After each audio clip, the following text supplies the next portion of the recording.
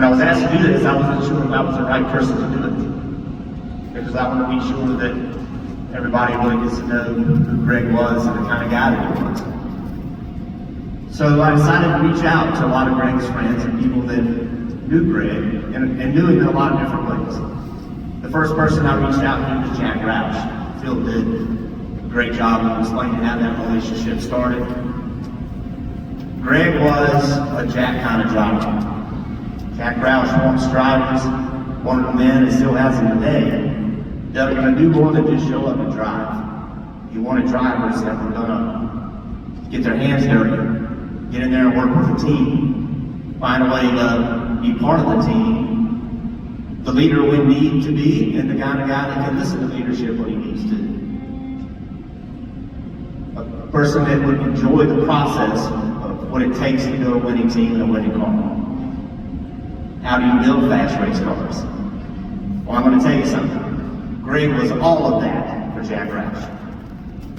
He knew how to build them. He knew how to set them up. He knew how to load them in the hull. He knew every part of it. But what he really knew was how to maximize the opportunity that that car gave him.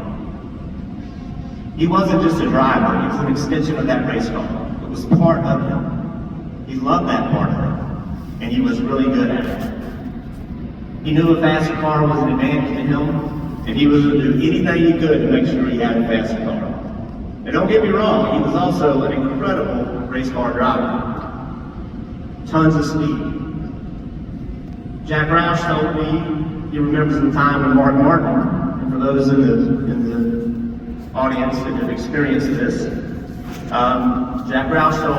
Mark told Jack that he can't get in Greg's car and make it go faster. That was a rare thing. Mark told me of a time at Watkins Glen at a test where he was struggling with his race car, wasn't going fast, and Greg was out there hauling ass, making great time. So Mark, being Mark, he's like, I'm going to go down there and I'm going to get in Greg's car. Now I want you to understand, when Mark will walk down that garage and he's going to get in your car, he's going to go faster than you, and everybody knew it. He'd come down there, Mark's about this tall. He'd come down there, get in your car, get shop rats and shove them all around him, get fitted in that car. I see some guys laughing because they've experienced it. He's going to get ready to back that car out of the garage. The problem with that is he's getting ready to hurt your feelings because he's going to go faster than you win. Everybody gathers around. All the crews from other teams, they gather around, they're going to watch this. Mark goes out. Greg's nervous. You know he is, because every driver that Mark's following is nervous.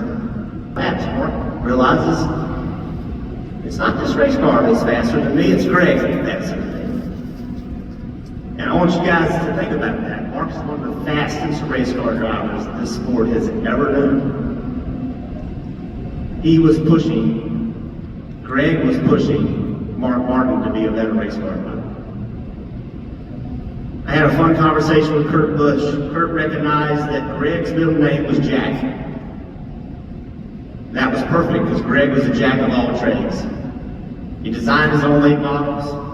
In the 90s, he had motorcycles, custom four-wheelers, 1,000 horsepower stand rails, side-by-sides, boats, jet skis, you name it, he had it.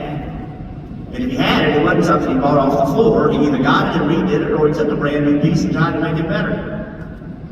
He did that and he drove it. Kurt noticed that his creativity was one of his best qualities, along with the ability to put other people first, and he always had a big heart. He also had this amazing ability to have that big heart to help everybody, but when he got in his race car, it was about him and his team. It was time at that point to be selfish. He won in everything he drove. You think about it. He won a Truck Series championship, an O'Reilly's championship. He came that close to winning a Cup Series championship. He came that close to winning all three. And think about that. That is amazing. Kurt remembers messing around with Greg in Michigan when they were both young race car drivers, driving for Jack in the Truck Series. I can only imagine the amount of rental car damage done in those years. And I'm sure there were a few tickets along the way. But Kurt remembers those things, just those days will never be replaced. Kurt also, he and I had a great conversation. I had this conversation with Mark Martin and Matt Kenseth as well. When we were all at Roush Racing, one of the things that we all felt like we did was we got ahead a little bit of other companies in regard to teammates. You know, it's really hard to be a teammate. You're literally working to help that guy beat you. Doesn't make sense. It takes special people to do that. How do you set your selfish side apart and try to do something to help the guy beat you? And I feel like Roush Racing got ahead of that a little bit. Greg played a major role in that. Because when you want to race, he could have run 30th. Don't get me wrong, he was mad. He would get mad when he didn't run well. But he was genuinely happy that you had run well. It takes a special person to do that. I had a conversation with Carl Edwards, and this was touching to me when he told me this moment. Greg was being honored in the Hall of Fame event. And Carl got his eyes on him, Greg's daughter. And he said the look of Emma's eyes, looking at her dad with admiration, with pride, with love, was something that Carl would never forget. But this one's going to get a few people in trouble. Patrick Rogers, who's here today, was Greg's PR guy when Greg first started racing for Roush. He was still working with Greg when Greg was a rookie in the Cup Series. One night, Patrick was at home, innocently at home, gets a call from Greg. Greg's broken his arm. And there's a race coming up. Now, Greg broke his arm by climbing in the motorhome, which just happened to be out in sand dunes where there's four-wheelers, but the story was he broke it getting in the motorhome. He had concocted a plan and he needed Patrick to play along with this. He's not going to tell anybody about his broken arm. Because when you're a rookie, you can't go out and have fun and break your arm and show up at the racetrack. That's a good way to lose your job. So Greg's going to hide this from the entire world. Just so happened to be the race was in Fontana, California, and for those of you that have been in Fontana, California, at certain times of the year, it's hot. It's really hot. So Greg's normally early at the track, wants to get with his team, hang out, and stuff. Not this week. Greg shows up as late as possible. Gets to the car, and he's got a winter coat on. In Fontana, California, in the middle of the heat, it's like 118 out there. He's got a winter coat on because he's hiding the cat, right? He's got to hide it. So he shows up late to practice is over, he gets out of the car, leaves. He went so far as to rent a motorhome to have a place to hide throughout the week. He had to stay completely away from everyone. I want Jack Roush to know I had nothing to do with any of this. So Greg's team eventually catches on, and as good teams do, they work along with Greg. We're going to keep this a secret, right? We're going to not let anybody know. That's what teammates do. That's what his team did. None of the other drivers did. So he's avoiding everybody. He's avoiding the media. He's avoiding everybody.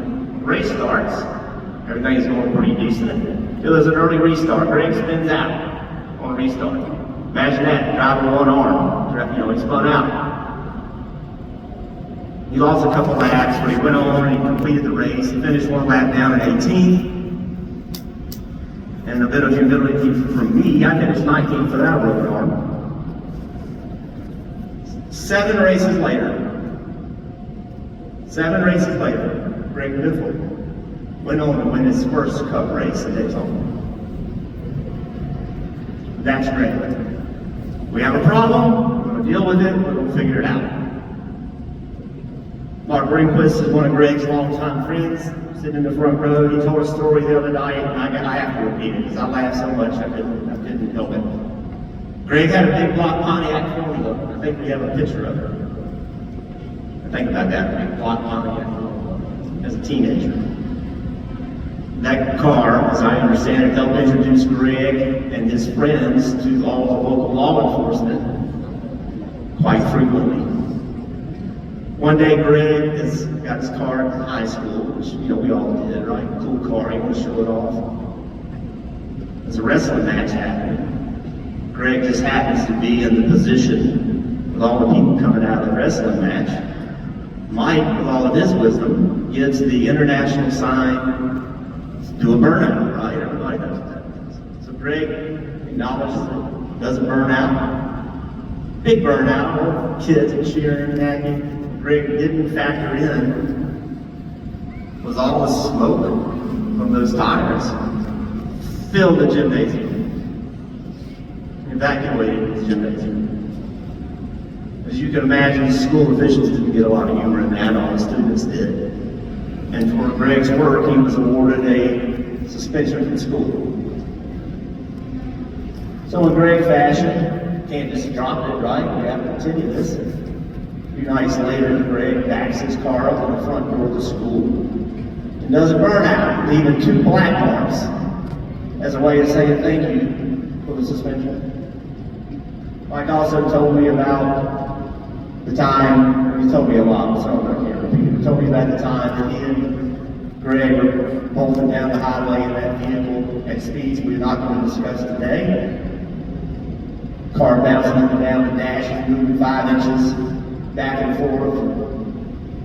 Mike looks at Greg and a smile on Greg's face is something he'll never forget.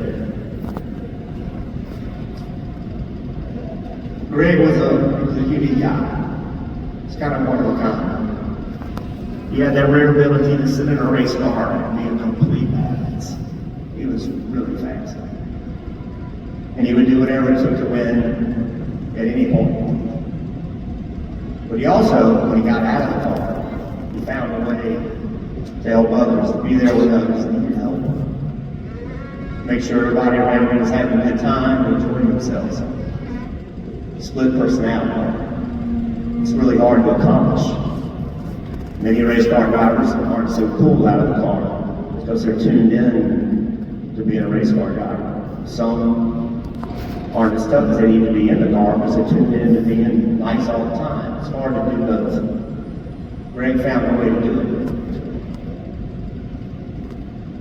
Someone I appreciated a great deal once told me that the greatest respect someone can get is a respect from their peers. Greg had that respect because he earned it. He positively influenced the entire industry. He was loved by his family and his friends. He left a mark, and he'll be greatly missed. I don't want to live with that secret from Jack Roush. It's a hard one to keep. It's a pretty funny story too. Thank you all for being here. I'm Greg's Miss Jordan. It was the honor and a privilege of Greg's life to be part of the NASCAR family. He never took that opportunity for granted. To him, NASCAR wasn't just a career, it was a brotherhood, and one he was incredibly proud to be considered part of. He looked up to so many of you. He appreciated every hand that touched a car, every role that made race day possible, and every ounce of work that went into what we all know is an incredible feat. To Greg's fans, I want you to know how deeply he loved you, genuinely. Every interaction mattered to him. He would come back to the motorhome, he would tell us who he met, the stories you shared, and the laughter you had together. You made a lasting impression on him. He read the letters that you had sent to him. He proudly showed people memorabilia and photos that you sent to him, especially anything from his early days at Tri-City Raceway or Portland Speedway. Thank you for supporting him, for remembering where he came from, and for sharing those memories with him. I want to give you just a little glimpse into Greg's life outside of NASCAR. One of the most pivotal stories Greg ever shared with me about his childhood was how much he struggled in school. He struggled to focus, to sit still, to learn the way he was being taught. That's something many people can relate to. My grandfather refused to let him fail.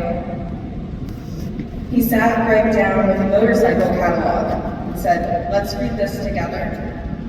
He took him to the steel yard and said, "Let's work on this together." He invested time, he found what sparked Greg's curiosity, and he gave him space to explore it. We would not have Greg Biffle without the dedication, patience, and belief of Jack and Sally. That's not to say Greg didn't still get in trouble. I've heard and will continue to hear all of the stories from high school and NASCAR races, everything. The trouble he caused, the cops always looking for his car. It was a small town and everybody knew exactly who was behind the wheel. He lived life fast and fully, and he loved to make people smile, especially if they were screaming and white-knuckling a handlebar at the same time. Greg built chassis in my grandfather's shop.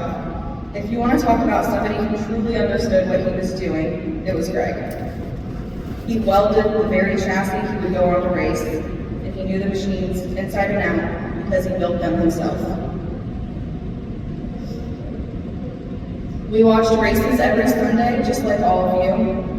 I'd be outside playing in the yard, and I could hear my grandma yell from inside the house, "Dig, Biffle, dig! Faster!" Just all the way outside. Just always cheering him on. Something I always admired about Greg, and was constantly amazed by, was his raw talent for almost anything. He could try something just once and be good at it. That's not to say that he didn't make the rules up as he went along. If you've ever played a round of golf with him, you know exactly what I talk about. But he was humble, kind, fun, and incredibly smart. Christina and Greg were destined to find each other. They complemented one another in a way that I rarely see. They were both big dreamers, tireless workers, and deeply committed to supporting their friends, their family, and even complete strangers. Giving back wasn't loud for them. It wasn't performative. It was simply part of who they were. Whether it was animal welfare, hurricane relief, or helping someone cover medical bills, they showed up. On every trip they took, they spent an entire morning walking the beach with a trash bag, picking up trash before allowing themselves to relax. In 2017, after Hurricane Irma, Greg loaded a trailer full of generators and gas cans and drove them to Florida himself to deliver power and fuel to stranded families. Two of his dogs, Axel and Lily, came from a litter of puppies that were evacuated from a shelter during that same storm. Hurricane Helene wasn't the beginning of their giving, and it certainly wasn't the end.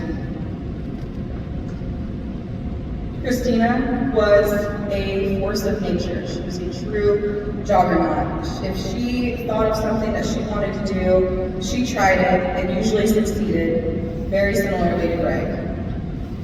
She started by thrifting and reselling clothes. She's written a book. She has actually created a business from one of her $1 million ideas. It's a fun game we like to play. She constantly set goals for herself. And she had the strongest entrepreneurial spirit I've ever known. But more than that, she was the fiercest supporter of women and her friends. The word no did not exist in her vocabulary. She believed the only thing that could limit your potential was yourself. And if you said you were too busy, which I'm very guilty of, she wouldn't accept that as an excuse. She was fearless, but she had the biggest heart. She wanted to bring people together, and she did, often. We have a group chat, I'll out them right now, the YOLO Sisterhood. We have 20 women in that group chat, and Christina was the cornerstone of all of us, all of our best friends. Christina became my best friend, one of the best friends that I've ever had. She was always there, always ready to support you in anything. One of my favorite memories was just cooking dinner for her. Cooking was not her strong suit, but when she just wanted a calm night, she'd come over, curl up on the couch with Ryder, share a meal with us as a family. And from the first day I met her, I knew I liked her. She was completely herself, unfiltered, grounded, and real. She asked for help when she needed it, and she gave it freely in return. She was protective of Greg, made sure he was taken care of, and somehow fit into our family in a way that elevated all of us. She was absolutely perfect to us, to me, and we love her so much.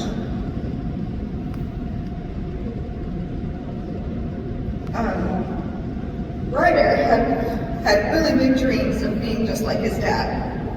Not because it was ever pushed or talked about, but because he genuinely thought Greg was the coolest person that he had ever known, and I really don't disagree with him at all.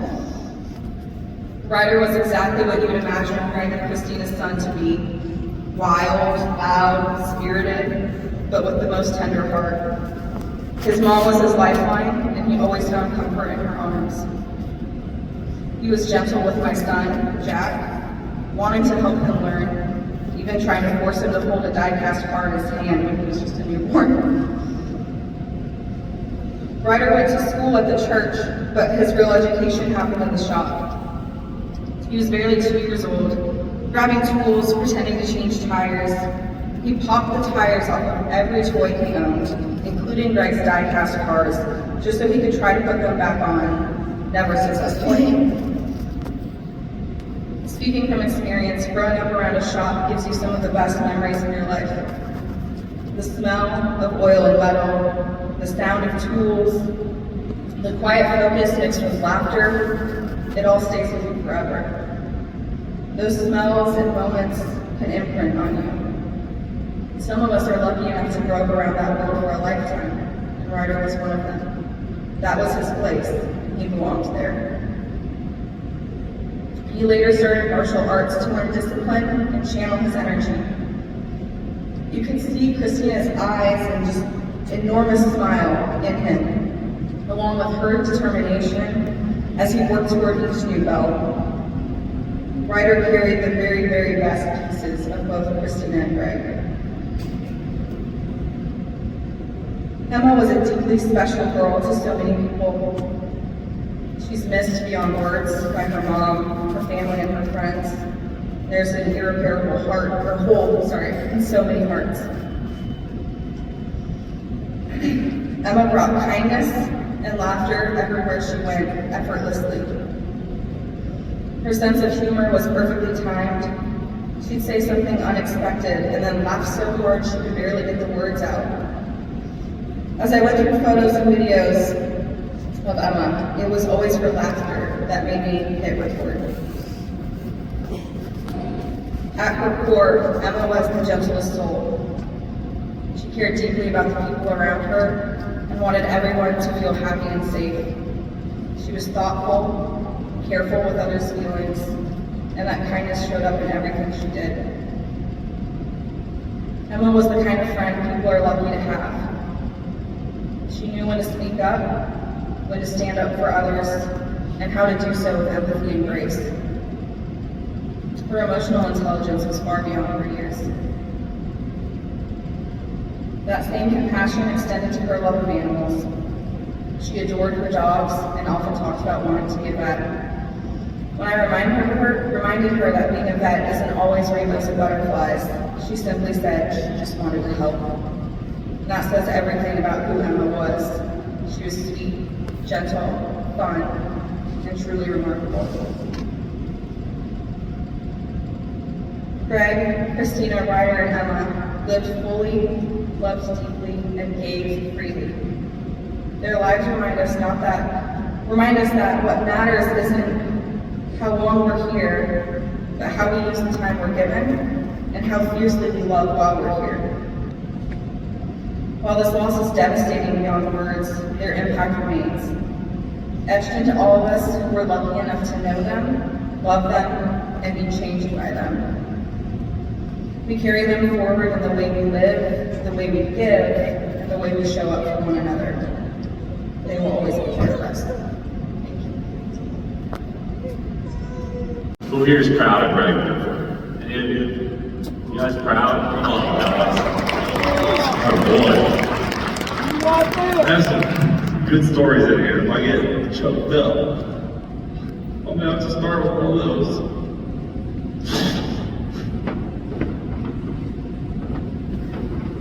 Alright, let's start with a good story. Greg one time took our race to wash it for me. What a nice guy. 4 inches shorter so that my ankles were exposed to direct sunlight.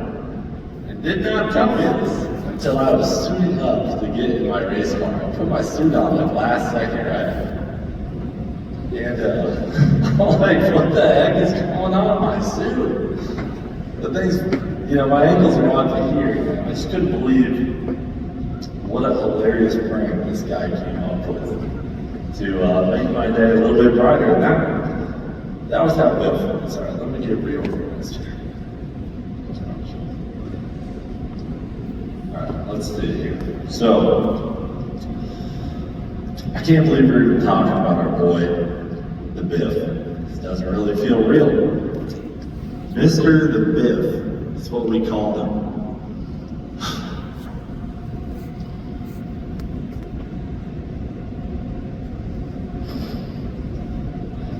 Let's tell another story. This is what I have this for.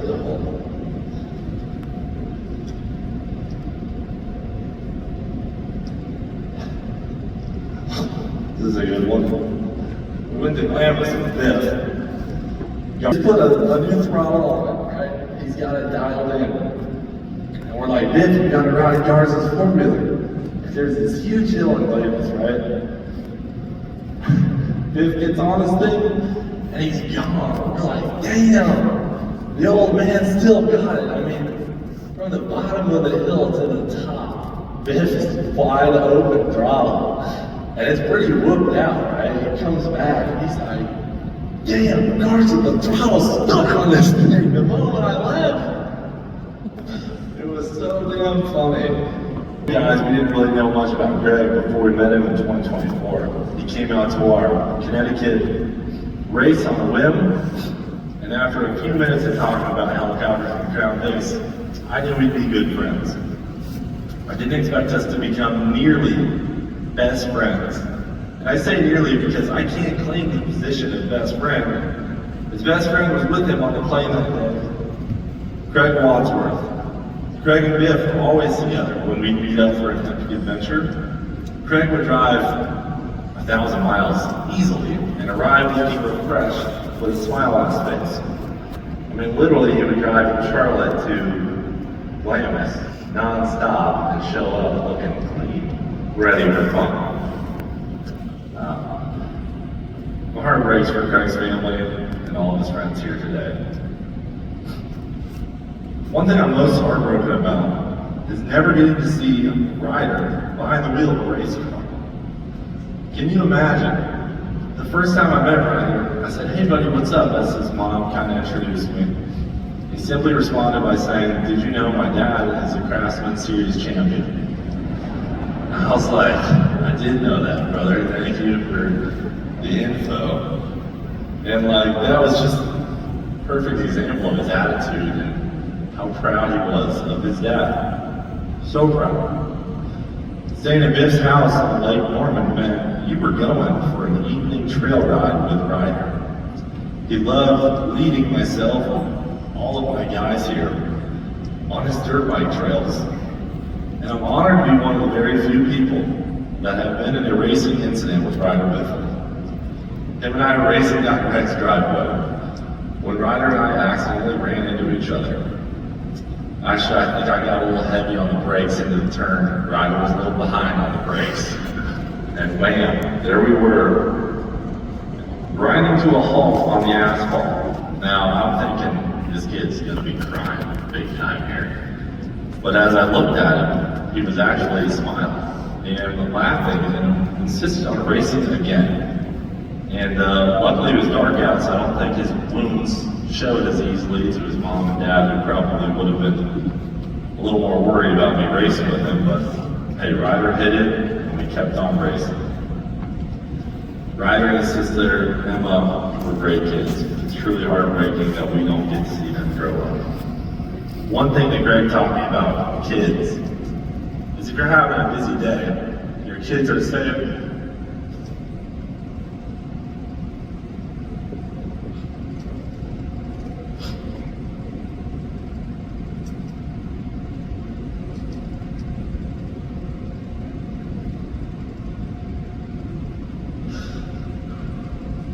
kids are saying, Daddy, I need, I want to do this, do that. Greg told me, just stop. Take 5-10 minutes. They really don't need that much time. Their attention spans are so short. But if you take that time, it really fulfills their day. And I use it religiously with my kids. It really works well, and I encourage you guys to all try it. All right, Christina, winner of the 2025 Mom Parade. Come on, make some noise for my girl. I need a napkin, ready. Hold on.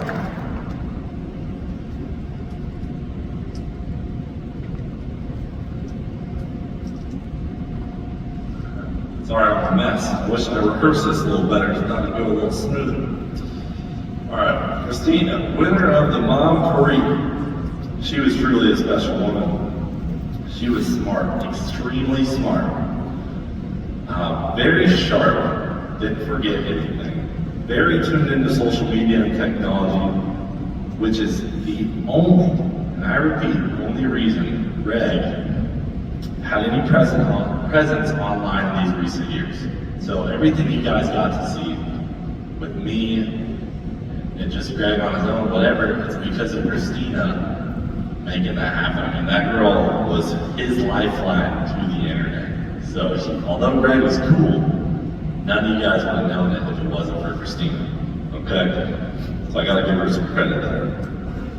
We'd be at dinner and she'd be selling a house, or booking someone a trip, or renting one of her properties. She was extremely impressive with how easily she did stuff.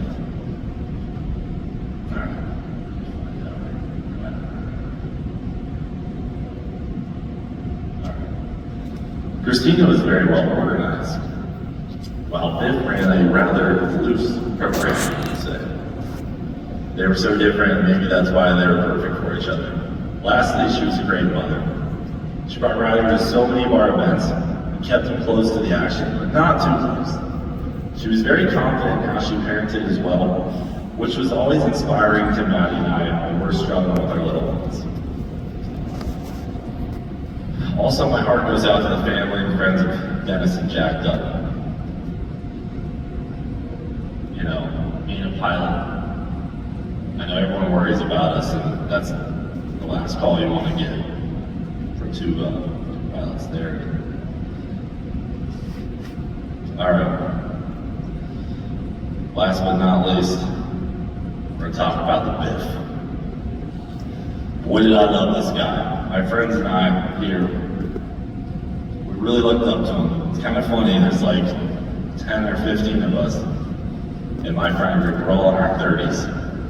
And, but then we have, well, I can't count out Mr. Sam. We have Mr. Sam, he's 80. But then we have Biff, who's 25 years older than all of us. And, man, he was exactly like us. 20 years older, that's exactly like us to a T. Fit into our group so well. We all loved hanging out with Greg so much. I can't tell you how much we loved him. But from what I have been told, Greg was not always this way. He was not always this carefree, hilarious guy you saw in the videos. He was a little different, right? Apparently in his young days, he was a bit of a troublemaker. As you heard some of the stories, did a burnout in front of the high school front doors, got expelled, and also had his car impounded by his father. Which, you know, I can see how that could happen easily. Then later in life, I guess Greg was very serious about his race program. Like, he lived, breathed, and solely focused on racing cars. And he was just totally locked in on motorsports. So I'm proud to say that I was able to meet Greg at the perfect time. Turns out, I think Greg might have been born to be a YouTuber. He just didn't realize until he was 54. And at this point in his life, you know, Greg had his priorities pretty dialed in, I would say, as an onlooker, you know, looking out from the outside in. And I don't want to speak for him, but I'm pretty sure these are his priorities in life. And you can cheer for the order if you think it's right, okay? Number 1, God. Yep. Number 2, family. That's a good one, right? Number 3, helping other humans. Number 4, Facebook Marketplace. Anybody? There we go. Number 5, Glamis, sand dunes. Number 6, turning left. Love that. And number 7, being an American badass. Those were Greg's priorities, I think. And I'm sorry, Greg, if I spoke for you and I missed one, but I thought long and hard about his favorite things. That seemed to be them. Anyway, what I'm saying at this point is Greg's life, for Greg's life, he had met the love of his life, Christina. He had 2 beautiful kids. He had worked very hard and set himself up well. And now is spending his time freely. And my friends and I were lucky enough to be around for this. So I'm going to use the rest of my time to share some stories.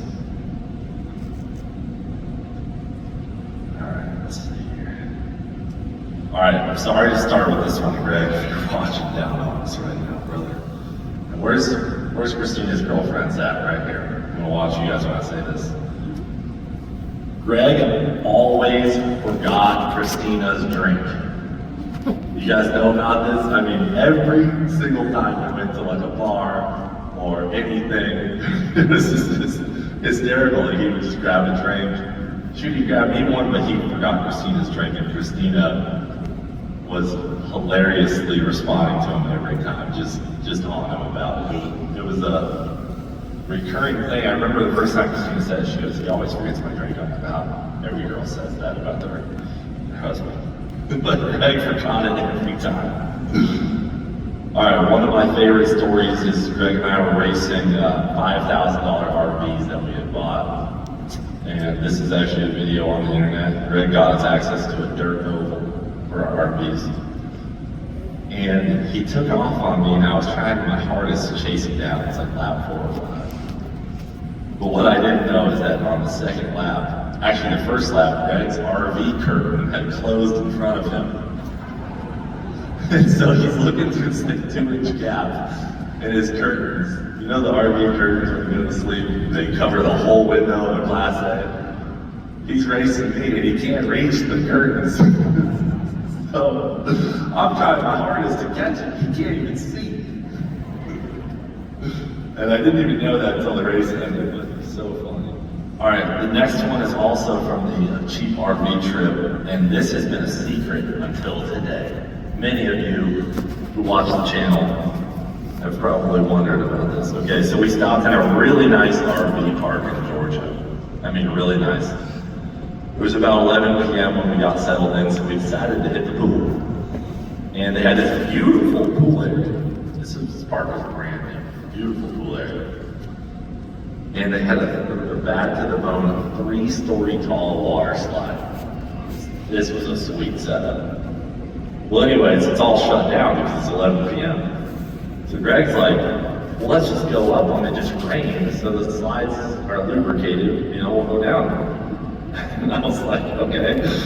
So we go down one time, and then we're like, all right, we could probably get one more with the amount of water left on the slides. We go back up, and like a tsunami, water comes pouring out of the top of the water slides.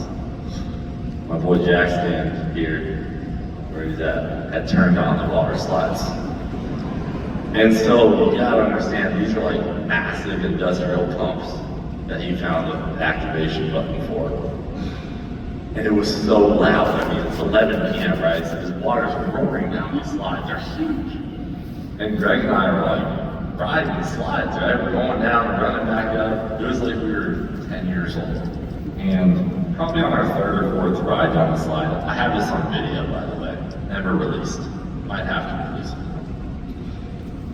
The employees come running into the pool area. We're like, oh. We grab our stuff, we know we're about to get in some serious trouble. And I'm like, we got Biff and Mr. Sam with us, we totally shouldn't be doing this. We were ready to take our, the chewing, rightfully so. as the guy starts to yell at us, which I'm not saying that he wasn't out of place to yell at us, Greg claims in front of the rest of us, there's about 7 of us, he goes, I was just using the shower. And he literally picks up our cooler of beer, throws his towel over his shoulder, and walks away. Like, am I telling this with perfect accuracy? And the guy never once claimed his association with us. The guy didn't go, hold on, buddy. Greg was gone. I watched him walk off into the darkness. I'm like, damn. We got back to the RV, he's completely bone dry, wearing, normal clothes. Looks like nothing ever happened. Like, I was like, bro, you left us. It was so funny. Oh my gosh. One time I made it, I don't know how much time I have, I'm just gonna keep going for a few more, sorry folks. One time I made a bet with Greg that if I won, he could not wear his sleeves for a month. And he accepted the bet, and I won the bet. And he literally went on a ski trip with his family, and there's photos of him on the slopes with no sleeves. He fulfilled the bet perfectly. One time we were in Las Vegas, and it was still the 1 month where he couldn't wear sleeves. And we're down on the strip, and we would usually let him come out of his room with his sleeves on, and we'd rip him off as part of, some sort of weird ceremonial thing we would do. Well, this time we were a couple drinks in. There's also a video of this, and I said, Biff, we gotta get those sleeves off. He's wearing a nice dress shirt. And I remember I grabbed this sleeve. I was also a little tuned up. And I yanked his sleeve like I've never yanked a sleeve in my life. And instead of his shirt tearing it sort of exploded. And so, the whole side of his shirt was gone with the sleeve. And we're like, how are we gonna get in the casino? So, the security guy in front of the casino was like, Greg Biffle? And his shirt's torn, and he's a little duped up. He's like, come on in. We played $5 blackjack the rest of the night. Literally had the time of our lives. All right. Another good one. I was flying into Charlotte in my helicopter. We always loved going to Biff's house on Lake Mormon. You're landing at Biff's mansion in a helicopter. There's nothing cooler than that, right? Well, it's about 10 p.m. My helicopter has an excellent GPS system in it. Despite that, Greg thought it was a good idea to light a signal. Some sort of way for me to spot his house from the air. Because, my GPS obviously is not accurate enough. So as I'm approaching his house, I see this massive fire. Huge. Like probably a square acre of grass on fire. And the flames are, what did you say, George, 10 feet? They were burning. They were burning. Well, Greg had lit his yard on fire as a smoke signal for us to find his house. We had already found his house, but anyways, that was really nice of him. And I was like, but it was also the same spot he wanted me to land. I was like, brother, how can I land while the LZ is on fire? But it was pretty funny. Oh man, the list goes on. I have a couple bonus ones. I'm just gonna look at them and see if they're worth telling. But that was all the ones I had in my main speech. Oh, here they are. Oh. One time I was doing about 60 in my RV down the interstate. Nothing going on for an hour until he rear-ended it so hard my neck about snapped. That was a plate bump draft. Oh, this is a good one. He lost his keys in Daytona. And he drove over to my RV to say hello. Lost his keys. The keys are gone. So his car won't start. He's looking for him for an hour, and we're just hanging out. Actually, Christina was looking for them. We were doing nothing to help the situation.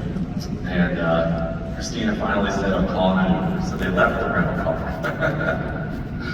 The keys are on the dash of my RV. So Greg gets a ride back the next day. And he goes, got the keys. When he comes in, you know, that we had found him. And he left after the race. And he drove back to the marina, which during the Daytona 500, that's about an hour drive, even though it's 5 miles. Well, Greg left the keys on the dash of my RV because he started his car, walked in and said, got them, literally set them down and left. So now his car was disabled at the marina. It was just so funny. When we first met Greg and we did all the hurricane help, it was kind of that, we made the connection that it was like, hey, if we go to Glamis in the fall, we go to Glamis in the fall, let's line up a trip. So I sent all of our equipment out, all of our race cars and four-wheelers and whatever. And we got there. So we didn't really know Greg that well yet, but he used a telehandler and put our equipment on the roof of his building. We were like, what the heck? We pulled up, I see Garza's four-wheeler like 20 feet in the air on the roof. That's just the type of guy Biffle was. Alright, that's good on the stories. I got a lot more. Alright, Greg was hilarious. He was kind, a great racer, and an amazing father. He cared about everyone. He was welcoming and so inclusive to anybody around him. If you were standing in a group of people and you were you didn't know Greg at all, he would take a second to say something, say hello, introduce himself. He showed up for his friends. He never missed not one of my ground big races or one of my NASCAR races since I met him in 2024. I mean, not one race.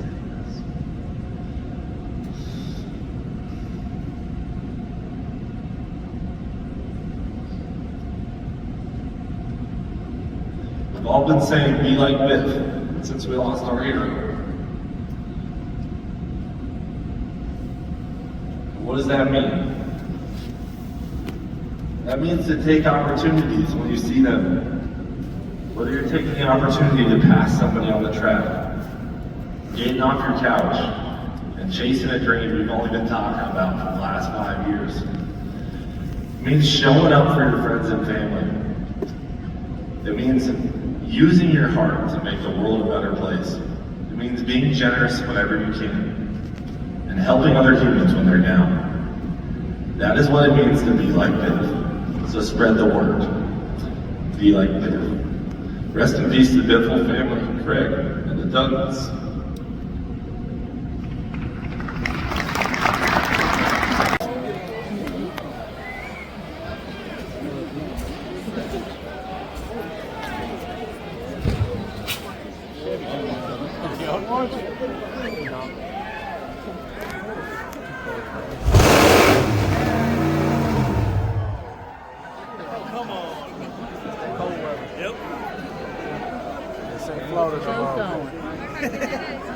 Take your zip tie. Come on, keep her lit. Keep trying.